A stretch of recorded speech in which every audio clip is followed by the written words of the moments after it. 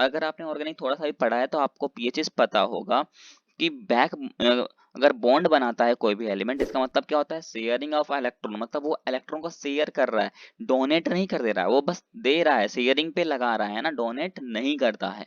और दूसरी बात ये पता होनी चाहिए कि जब ये दोनों इलेक्ट्रॉन का अगर शेयर करता है मत तो इसके कारण एक बॉन्ड बन जाता है, क्योंकि एक बॉन्ड का मतलब ही क्या होता है, टू इलेक्ट्रॉन्स। तो ये जो बोरोन था ये इक्वली क्या था, सिंगल बॉन्डेड से अटैच था फ्लोरीन के साथ। लेकिन जैसे ही ये लोन पेयर को ले लेगा तो ये डबल बॉन्ड बना लेगा।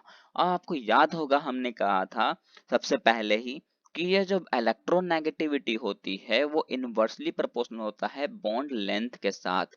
बॉन्ड लेंथ के साथ वो इनवर्सली प्रोपोर्शनल होता है। और हम सबको पता है कि बॉन्ड लेंथ जो होता है वो सिंगल, है ना, बॉन्ड लेंथ जो होता है वो सिंगल बॉन्ड का ज्यादा होता है।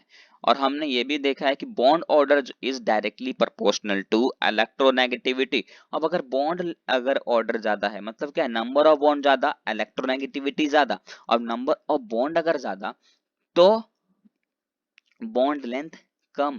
तो यहां तो ये पता चल जा रहा है कि ये BF3 जो है बैक बॉन्डिंग कर रहा है, लेकिन इसमें बॉन्ड लेंथ कम है। अब इसमें बॉन्ड लेंथ कम है तो सिंपल सी बात है, बॉन्ड लेंथ ज्यादा तो BF4 में होगा। अब कैसे होगा वो भी चेक कर लेते हैं। जैसे BF4 माइनस है, अब इसमें चेक करो, जब ये बोरोन है कितना इलेक्ट्रॉन चाहिए इसको, 5 इलेक्ट्रॉन चाहिए, एक इस फ्लोरीन से, एक इस फ्लोरीन, एक इस फ्लोरीन और एक इस वाले फ्लोरीन, बचा एक इलेक्ट्रॉन को जगह। अब इसके पास सिर्फ लोन पेयर बचा है, और अगर ये चाहे तो लोन पेयर को अगर दे दे तो लोन पेयर को देगा, इसका मतलब है इसको दोनों इलेक्ट्रॉनों को शेयरिंग करना पड़ेगा। ऐसा नहीं है कि एक ही इलेक्ट्रॉन को दे दे। इसका मतलब यहाँ पर वैकेंट ऑर्बिटल खाली है ही नहीं। ये वैकेंट ऑर्बिटल इसमें खाली नहीं है, इसमें सिर्फ एक ही इलेक्ट्रॉन चाहिए बोरोन को। लेकिन ये फ्लोरीन बोलता है कि मैं दूंगा तो दोनों इलेक्ट्रॉन दूंगा और डबल बॉन्डेड बनाऊंगा। और ये बोरोन कह रहा है कि नहीं, मेरे पास इतना जगह है ही नहीं, मतलब वैकेंट ऑर्बिटल है ही नहीं, तो बॉन्ड इसमें बैक बॉन्डिंग तो पॉसिबल है ही नहीं।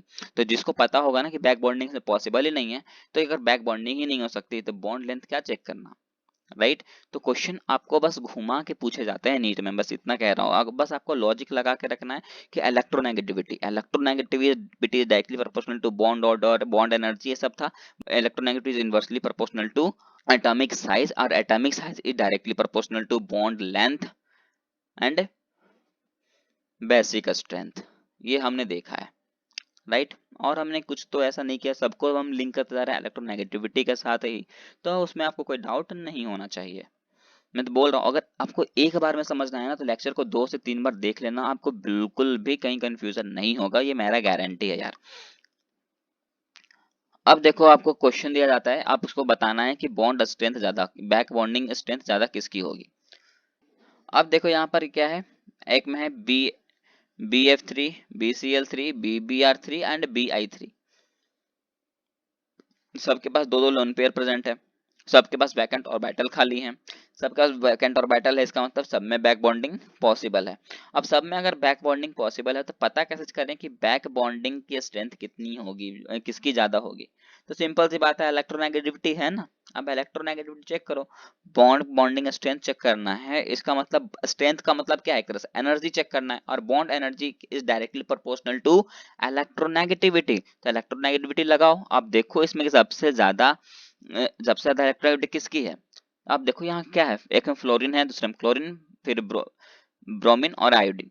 अब देखो, अगर आपको ये याद हो तो हमने इसमें के लिए बोला था ना, फालतू क्लोरीन बर्बाद आइसक्रीम, फालतू क्लोरीन बर्बाद आइसक्रीम, मतलब हम डाउन द ग्रुप आ रहे हैं, डाउन द ग्रुप आते हैं तो इलेक्ट्रोनेगेटिविटी डिक्रीजेस, इलेक्ट्रोनेगेटिविटी डिक्रीज होता है। इलेक्ट्रोनेगेटिविटी अगर घटता है तो सिंपल सी बात है, बॉन्डिंग स्ट्रेंथ भी उसकी कम होगी। तो फ्लोरीन का सबसे ज्यादा बैक बॉन्डिंग स्ट्रेंथ होगा, उसके बाद क्लोरीन का, उसके बाद हो जाएगा ब्रोमीन का, उसके बाद आयोडीन का, राइट। यहाँ तक कोई दिक्कत है क्या? यहाँ तक कोई दिक्कत नहीं होनी चाहिए।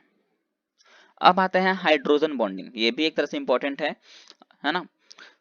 अब आते हैं हाइड्रोजन बॉन्डिंग पे। हाइड्रोजन बॉन्डिंग पे आपको याद रखना है कि हाइड्रोजन जो है ना वो बॉन्डिंग किसके साथ होता है, हाइड्रोजन जो है वो बॉन्ड किसके साथ बनाना पसंद करता है, हाइड्रोजन जो है वो बॉन्ड बनाना पसंद करता है फोन के साथ। किसके साथ? फोन के साथ। FON, PHONE वाला फोन नहीं, फोन के साथ बॉन्डिंग हम इंसान बनाते हैं, ये एटम्स नहीं, राइट।